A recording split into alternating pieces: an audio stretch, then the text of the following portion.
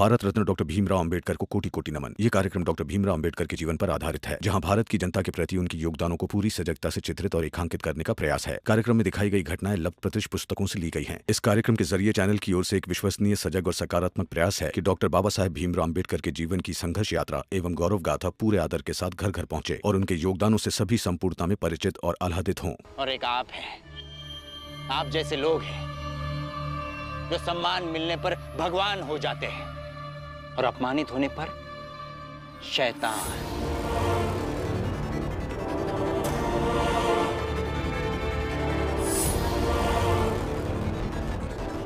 इंसान तो रह ही नहीं पाते ना। सही कहते हैं लोग। अगर पत्नी बुरी मिल जाए या गलत मिल जाए तो अच्छे खासे आदमी की बुद्धि भ्रष्ट हो जाती है।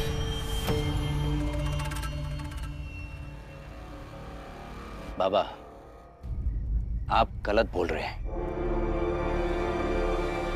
पत्नी अगर ठीक मिल जाए ना, जैसे मुझे श्यामला मिल गई, तो मेरे जैसा गलत से गलत शिशुपाल भी ठीक हो जाता है।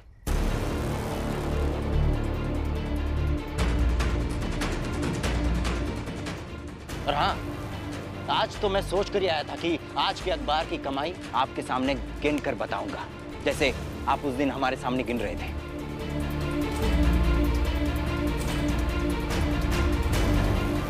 मगर ये इसने मुझे बताया कि बाबा है आपके, मुझे ऐसा नहीं करना चाहिए।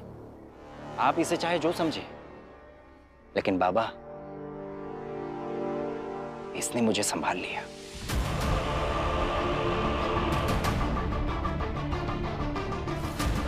शुभ रात्रि।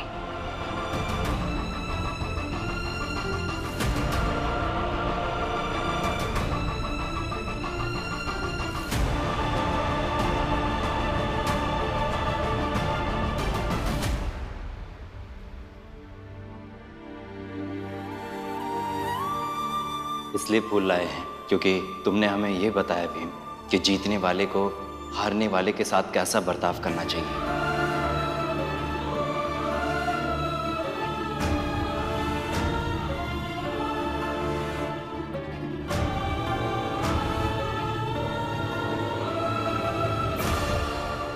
अब तुम्हारी जिंदगी भीमराव अब से दो हिस्सा में बट जाएगी। एक तरफ रहेंगे ये बिखरे हुए फूल और दूसरी तरफ कांटे जो हम तुम्हारे रास्ता में बिछाएंगे। ये तो मैंने सोचा ही नहीं था।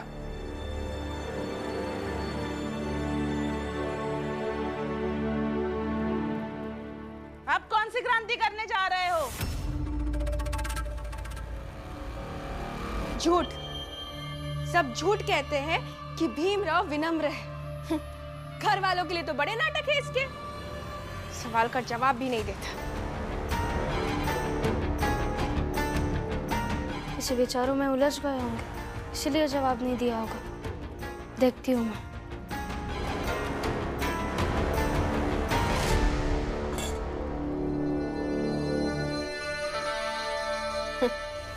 आई विचार ना हो गए, धागे हो गए जो उलझ गए। विचार सिचार कुछ नहीं, नाटक है ये सब। तुम लोगों के समझ में नहीं आएगा। विचार सिचार। खाना खा लिया ना, तो सो जा। हाँ, अपमानित होने के बाद भी आप तो भीम भीम का जाप तो करोगे ही। पति होकर, ससुर होकर अपमानित तो होता ही हूं। तो एक बाप होकर एक दो बार अपमानित हो गया तो क्या फर्क पड़ता है। खैर, मैं देखता हूं कि भीम क्या सोच रहा है, क्योंकि चैन की नींद सबको तभी आएगी जब आसपास अच्छे विचार हो।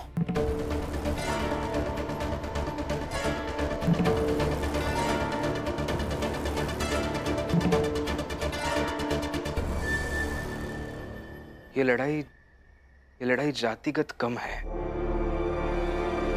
ये लड़ाई तो ज्यादा इस बात की होनी चाहिए कि क्या बोल रहा है?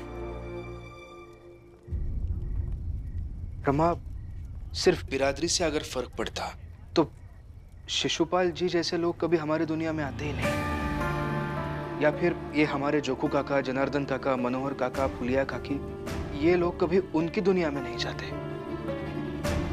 तो फर्क सोच का है रमा।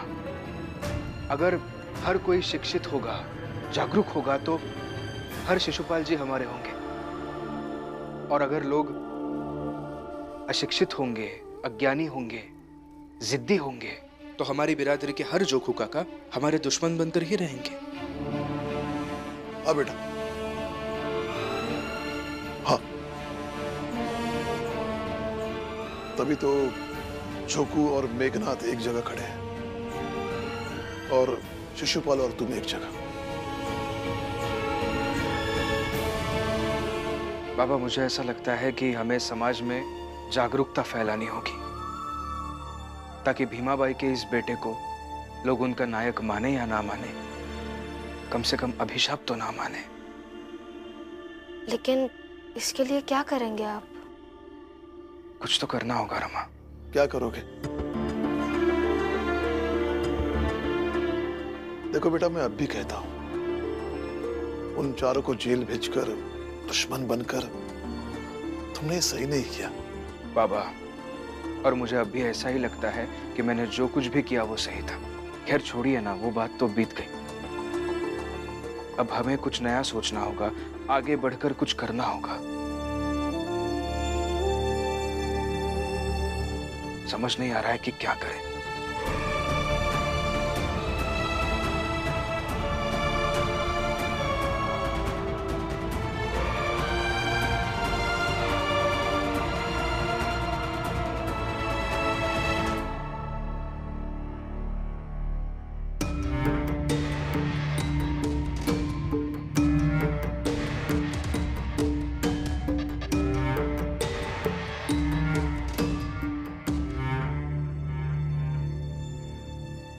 पता नहीं क्या लिखा है इसमें। काश मैं पढ़ पाती, क्योंकि इसमें जो लिखा है उसी की ताकत से हम ऊंची बिरादरी के लोगों की प्रतियोगिता में जीते। काश मैं पढ़ पाती। काश कहने से कोई पढ़ाई आई कि आप पढ़ लेंगी? अरे तो जाग गया, चल सो जा। आई, जाग तो आप गई हैं, पढ़ना चाहती है तो पढ़िए ना।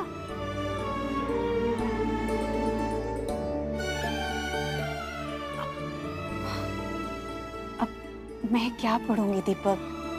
जिनके हाथों में लाठी थी उन्होंने तो किताब उठाकर पढ़ ली।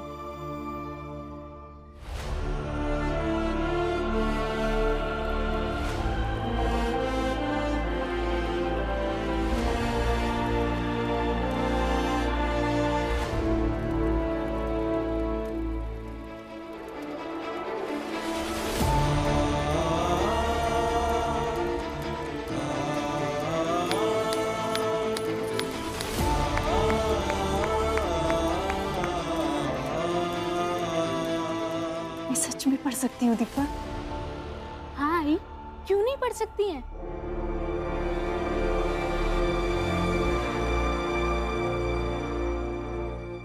मिल गया तरीका। समाज में हर जगह लोग हैं जहां तक शिक्षा पहुंचनी चाहिए। एक तरफ शिशुपाल जी जैसे लोग होंगे जो पढ़कर खुद को बदलना चाहेंगे, और एक तरफ शोभा काकी जैसे लोग होंगे जो इस उम्र में पढ़कर खुद की सोच को, खुद के कर्मों को, खुद के जीवन को और ज्यादा मजबूत बनाना चाहेंगे। रमा, बाबा, अब हमेशा यही चाहते हैं ना कि मैं कुछ बड़ा करूं, इतना बड़ा करूं कि पीढ़ियां याद रखें, इतिहास अपने पन्नों में जगह दे। आज मैं कुछ ऐसा ही करना चाहता हूं। रमा, तुम्हारी मदद से। मगर क्या करोगे? मैं और रमा इस समाज में हर बिरादरी की, हर जगह की बनी मजबूत से मजबूत दीवार को तोड़ेंगे, ध्वस्त करेंगे, समाप्त करेंगे और एक ऐसी क्यारी बनाएंगे जिससे शिक्षा का प्रवाह हो सके और लोगों के मन को सींच सके, ताकि उससे जो फसल पैदा होगी वो शिशुपाल जी जैसे सोच की हो। लोग चाहे जैसे पढ़े, चाहे जितने पढ़े, लेकिन लोगों को पढ़ाना होगा। पुरुषों को मैं पढ़ाऊंगा और स्त्रियों को तुम पढ़ाओगे, और हम दोनों पति पत्नी मिलकर शिक्षा की मदद से इस वर्तमान के संघर्षों से लड़ेंगे, जूझेंगे और जीतेंगे, ताकि इतिहास के पन्ने हमें थोड़ी जगह दे सके, ताकि आने वाली पीढ़ी जागरूक हो, शिक्षित हो, और शिक्षा उन्हें अपने हक को पहचानना सिखा सके और वो अपने हक की लड़ाई खुद लड़ सके। राष्ट्र संविधान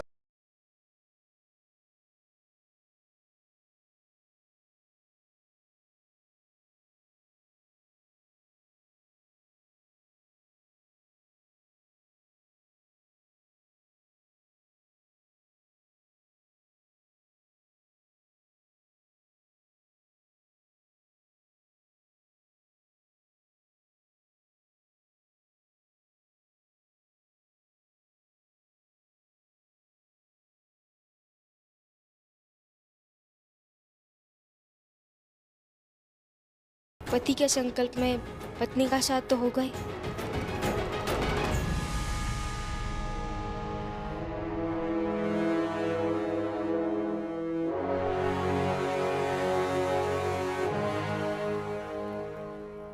क्या हुआ बाबा?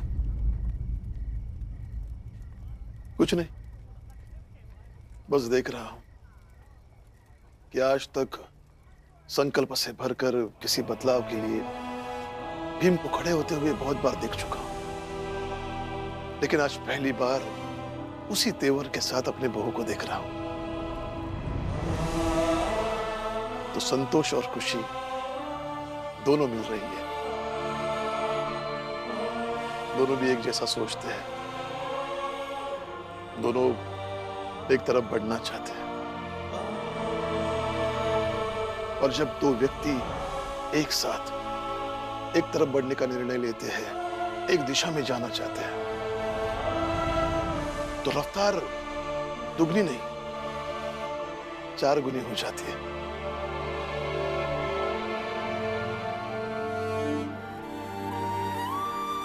खुश रहो।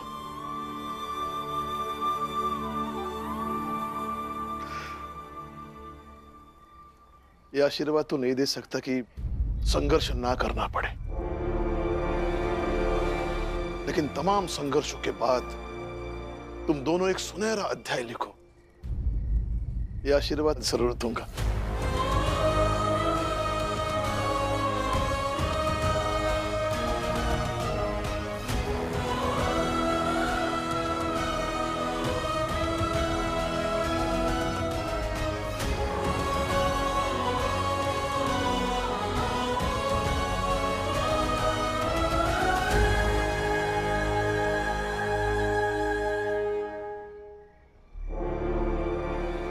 वैसे ये सही सोचा आपने। लोग पढ़े लिखे होंगे तो आपको आपकी बात बताने में कम मेहनत करनी पड़ेगी, शायद तब लोग आपको ज्यादा समझेंगे।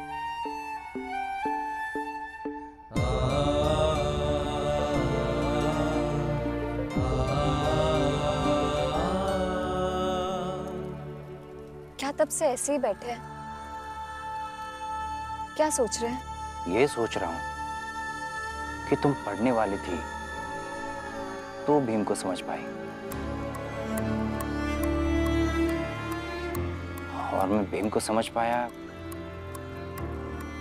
तो पढ़ने लगा। ये पढ़ाई की दुनिया और भीमराव को समझने का हुनर कहीं आसपास ही है। तो तब से आप ये सोच रहे थे? हाँ, क्यों? इसमें कुछ गलत है? नहीं, बिल्कुल सही है।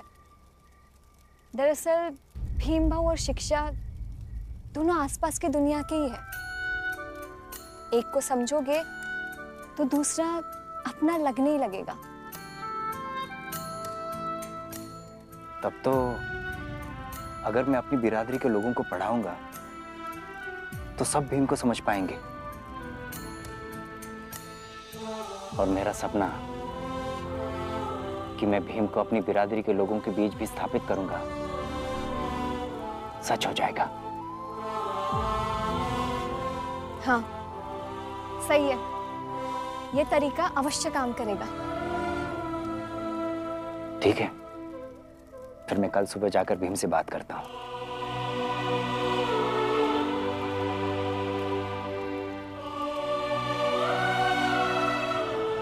आप चलिए मेरे साथ अभी। कहाँ? चलिए तो, चलिए। कहाँ ले जा रही? चलो अभी सोने चलते हैं, बहुत रात हो चुकी है। अजीब नहीं है आप? अभी तो सुबह की बातें कर रहे थे और अभी कह रहे हैं कि सोने चलो। सुबह की बात कब की मैंने?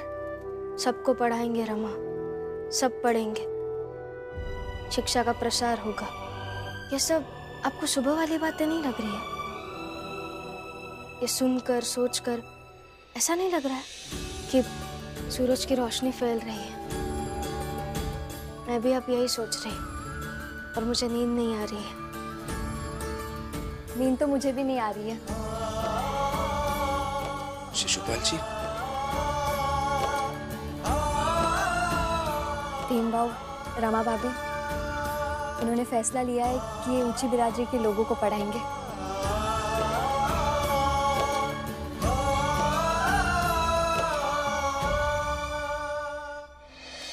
क्योंकि शिक्षित होकर वो लोग आपको समझ सके और ऊंची बिरादरी में आपके समर्थक पैदा हो।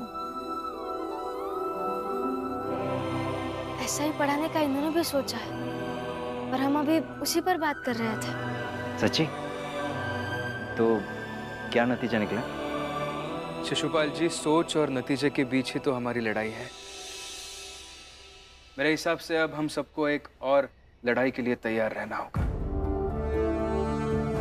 जो विद्यार्थी दशा में हैं, जिनकी उम्र पढ़ने की है, वो लोग पढ़ने के लिए तैयार नहीं हो रहे हैं। तो जो कामकाजी लोग हैं, जो उम्र में बड़े हैं, उन्हें पढ़ने के लिए तैयार करना तो और भी मुश्किल होगा।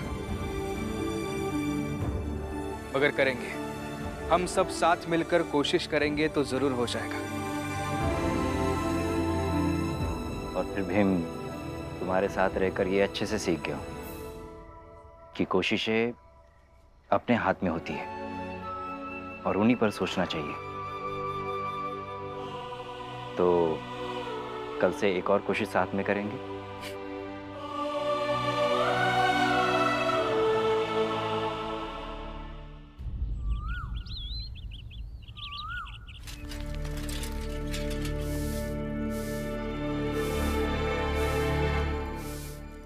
क्या हुआ? आज गई नहीं अखबार बांटने? बट चुका या अखबार बंद हो गया? गया है वो, उन्होंने कहा रमा मैं कर लूंगा। इससे भी तो समझी नहीं ये बात। कौन सी बात? यही कि भीमराव की आदत है ये, संघर्ष के समय वो तुझे साथ रखता है और जैसे ही काम थोड़ा बनने लगता है तो तुझे हटा देता है, ताकि वो लोगों से कह सके कि उसने अपने दम पर अखबार निकाला है। दीदी, ऐसा तो मैंने सोचा ही नहीं। आप बताइए ना मुझे क्या करना चाहिए। ठीक है, एक काम कर, अभी जा भीम के पास और बोल उसे कि मुझे भी श्रेय दिया करो, अखबार निकालने का श्रेय। सही कह रही है आप दीदी, अभी जाती हूँ मैं। लेकिन दीदी, एक बात समझ नहीं है, मैं उस श्रेय का क्या करूंगी? हाँ, उससे झाड़ू लगवा सकती हूँ क्या?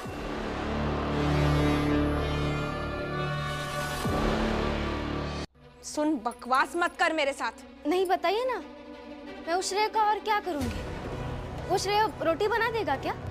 या उस श्रेय को मैं सर पर रखकर इतराऊंगी तो आप मुझसे कारखाने में काम कम कराएंगी और तनख्वाह ज्यादा देंगी? ऐसे कुछ होगा क्या? तुझसे बात करना ही बेवकूफी है। दीदी, फायदा तो गिनवा कर जाइए। रोटी जल्दी बन जाएगी या सब्जी जल्दी पक जाएगी, या फिर आप मुझसे थोड़ा चिढ़ना बंद कर देंगे?